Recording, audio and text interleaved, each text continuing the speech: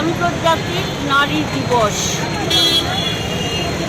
এবছর 8ই মার্চ একটি ধর্মীয় অনুষ্ঠান শিবরাত্রি। তো এই 8ই মার্চ যে কর্মসূচি, সেই কর্মসূচিটা আমরা আজকে 6ই মার্চ উদযাপন করছি। আমাদের দুটো সংগঠন, সারা ভারত গণতান্ত্রিক নারী সমিতি এবং শ্রমজীবী মহিলা সমন্বয় সমিতি, আমরা যৌথভাবে এই কর্মসূচিটা এবছর সংগঠিত করেছি। আমাদের স্লোগান হচ্ছে হিংসার রাজনীতি বন্ধ করো, গণতান্ত্রিক অধিকার প্রতিষ্ঠার লড়াই জোরদার করো।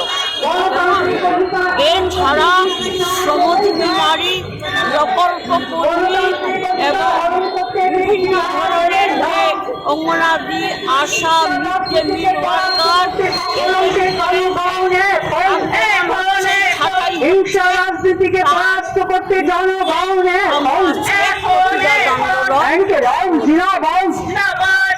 আমরা সারা ভারত গণতান্ত্রিক নারী সমিতি এবং শ্রমজীবী মহিলা সমন্বয় কমিটির উদ্যোগে আন্তর্জাতিক নারী দিবস উদযাপন করছি। এই আন্তর্জাতিক নারী দিবসে আমাদের আহ্বান, দেশের সাম্প্রদায়িক শক্তিকে চূড়ান্তভাবে পরাস্ত করো এবং গণতান্ত্রিক অধিকারকে জোরদার করো। এই আহ্বানেই আজকে আমাদের এই মিছিল এবং সভা। আমরা সারা বছর ধরে 8ই মার্চ আমরা প্রতিপালন করি আন্তর্জাতিক নারী দিবস। এবার 110তম আন্তর্জাতিক নারী দিবস।